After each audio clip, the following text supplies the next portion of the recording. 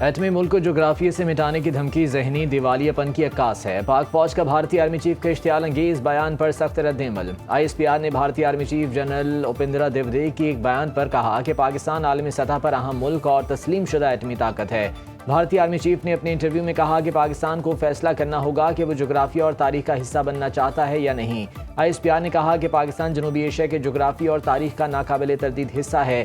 بھارتی قیادت پاکستان کے وجود کے تصور کو قبول نہیں کر سکی۔ بھارتی قیادت نے 8 دہائیاں گزرنے کے باوجود سبق نہیں سیکھا۔ متکبرانہ، جنونی اور تنگ نظر ذہنیت بارہا جنوبی ایشیا کو جنگوں کی طرف دھکیلتی رہی ہے۔ خود مختار ایٹمی ہمسایہ ملک کو جغرافیے سے مٹانے کی دھمکی تصویراتی اشارہ ہے، نہ سفارتی دباؤ۔ ایسی دھمکی ذہنی دیوالیہ پن، جنون اور جنگ پسندی کا مظہر ہے۔ ذمہ دار ایٹمی ریاستیں تحمل اور اسٹریٹجک سنجیدگی کا مظاہرہ کرتی ہیں۔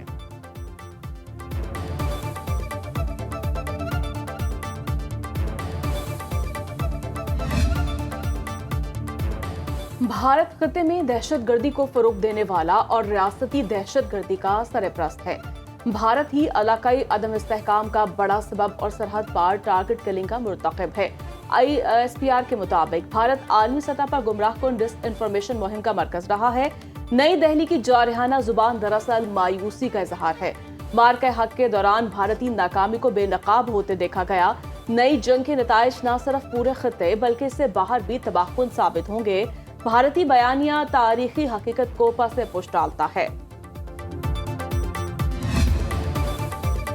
پاکستان کا خطے میں امن و استحکام کے لیے سفارتی مشن۔ وفاقی وزیر داخلہ محسن نقوی کی تہران میں ایرانی ہم منصب سکندر مومنی سے ملاقات۔ دو طرفہ تعلقات، علاقائی امن اور مذاکرات کی بحالی پر تفصیلی تبادلہ خیال۔ خطے کی تازہ صورتحال، مشترکہ مفادات اور امن مشن پر پیش رفت کا جائزہ۔ تہران میں پاکستانی سفارت خانے کے مطابق ایرانی وزیر داخلہ سکندر مومنی کی فیلڈ مارشل عاصم منیر کی امن کوششوں کی تعریف۔ مذاکرات کے لیے پاکستان کے مثبت کردار کو سراہا۔ دونوں ممالک کا پائیدار امن، استحکام اور خوشحالی کے لیے تعاون مزید مضبوط بنانے کا اعادہ۔ ملاقات میں اعلیٰ حکام اور پاکستانی سفارتی نمائندوں کی بھی شرکت۔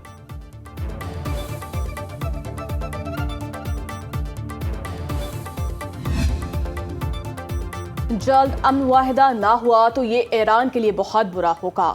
ٹرمپ کی نئی دھمکی، کہا ایران کے مفاد میں ہے وہ معاہدے تک پہنچے۔ امریکی اخبار نیو یارک ٹائمز کی رپورٹ کے مطابق اسرائیل اور امریکہ نے ایران پر حملے کے لیے تیاری مکمل کر لی۔ اگلے ہفتے سے ایران پر دوبارہ حملے شروع کریں گے۔ اسرائیل اور امریکہ مختلف عسکری آپشنز پر غور کر رہے ہیں۔ ایران کے فوجی اور بنیادی ڈھانچے پر وسیع بمباری پر غور۔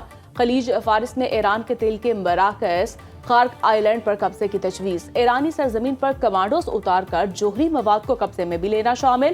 امریکی حکام کا کہنا ہے ایران کے افزودہ یورینیم کو حاصل کرنے کے لیے خصوصی کمانڈو آپریشن انتہائی خطرناک ہو سکتا ہے۔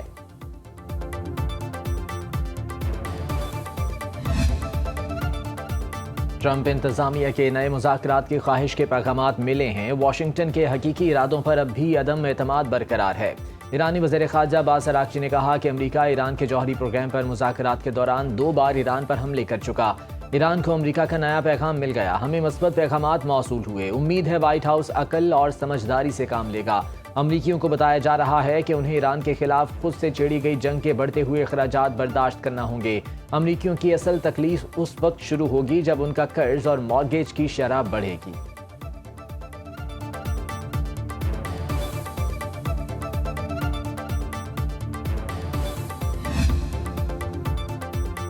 خلیجی ممالک میں کثیر اہداف کو نشانہ بنانے میں تحمل دکھایا۔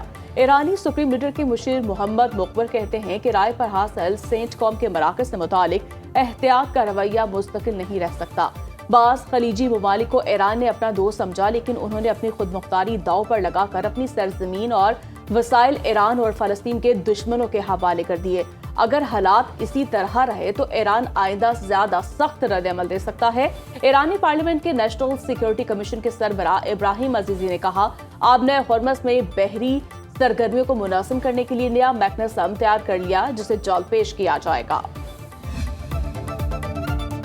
ایرانی بحریہ نے تیل چوری میں ملوث آئل ٹینکر قبضے میں لے لیا۔ میڈیا رپورٹس کے مطابق پکڑے گئے بحری جہاز میں 4.5 لاکھ بیرل پیٹرول موجود۔ 230 میٹر لمبے بحری جہاز پر نامعلوم کمپنی کا نام درج ہے۔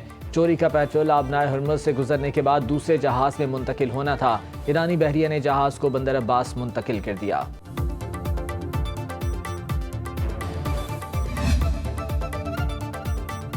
ایران منگل سے اپنی سٹاک مارکیٹ دوبارہ کھول دے گا. ڈپٹی سپروائزر ایرانی securities and exchange organization Hamid Yari کہتے ہیں جنگ کے دوران سٹاک مارکیٹ بند کرنے کا مقصد شیئر ہولڈرز کے اثاثوں کا تحفظ تھا. حملوں کے دوران قیمتوں کے تعین کے لیے زیادہ شفاف حالات کی فراہمی ذمہ داری تھی. منگل سے کیپٹل مارکیٹ کے تمام شعبوں کی مکمل بحالی دیکھیں گے.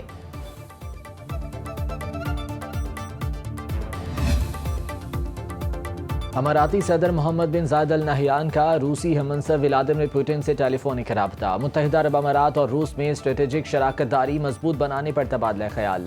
مشرق وسطی کی صورتحال، سیکیورٹی چیلنجز، بحری تجارت کا جائزہ. صدر پوٹن نے روس اور یوکرین کے قیدیوں کے تبادلے میں متحدہ عرب امارات کی کامیاب ثالثی کو سراہا.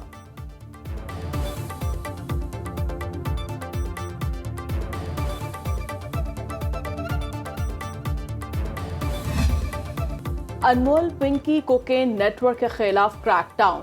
اسلام آباد، لاہور، قصور اندرون سندھ میں چھاپے. پنکی کی قریبی ساتھی سمیت 20 ملزم زیر حراست. ذرائع کے مطابق کرن عرف بلیک اینجل اور اس کے شوہر سے تفتیش جاری. کرن عرف بلیک اینجل شوبز انڈسٹری سے وابستہ افراد کو کوکین سپلائی کرتی تھی. ڈی آئی جی ساؤتھ کے مطابق کراچی سے پنکی کا ایک اور اکاؤنٹنٹ گرفتار. 6 اکاؤنٹ سے کروڑوں روپے کی ٹرانزیکشن کی گئی. منشیات کی خریداری کے لیے 80 لاکھ روپے بھیجنے کے شواہد بھی مل گئے. رقم غیر ملکیوں کو ٹرانسفر کی گئی.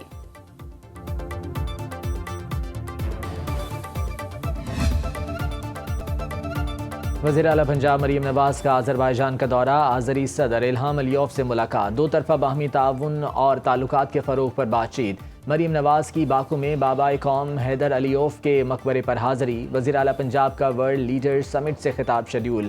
ورلڈ اربن فورم میں ملکی نمائندگی کریں گی. پنجاب کا منفرد ماڈل اپنی چھت اپنا گھر پروگرام پیش کیا جائے گا.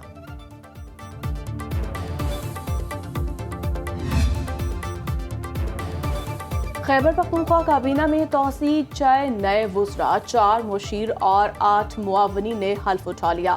تقریب حلف برداری گورنر ہاؤس پشاور میں ہوئی. گورنر فیصل کریم کنڈی نے نئے کابینہ ارکان سے حلف لیا. سہیل افریدی سمیت خیبر پختونخوا کابینہ ارکان کی تعداد 31 ہو گئی.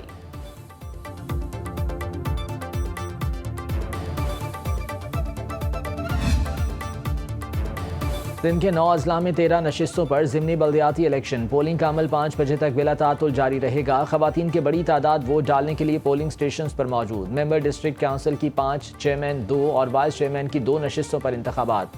جنرل وارڈ ممبر کی 4 نشستوں پر بھی چناؤ کا عمل جاری. 73 میں سے 59 پولنگ سٹیشنز انتہائی حساس قرار. سیکیورٹی کے سخت انتظامات.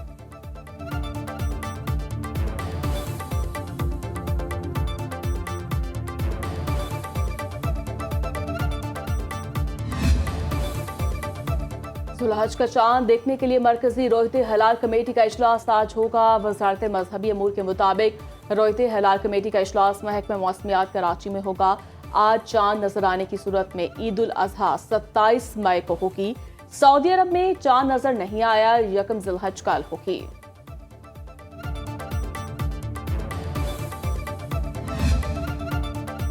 قربانی کے لیے من پسند جانور کی تلاش کا چیلنج. شہر شہر مویشی منڈیاں سج گئیں. لاہور میں بیلوں کی جوڑی بلو اور شیرو کی دھوم. ملتان کی مویشی منڈی میں چولستانی اونٹ پہنچ گئے. جانوروں کے مہنگے دام سن کر خریدار پریشان. موٹر ویز پر مویشیوں سے لدی گاڑیوں کے داخلے پر مکمل پابندی عائد.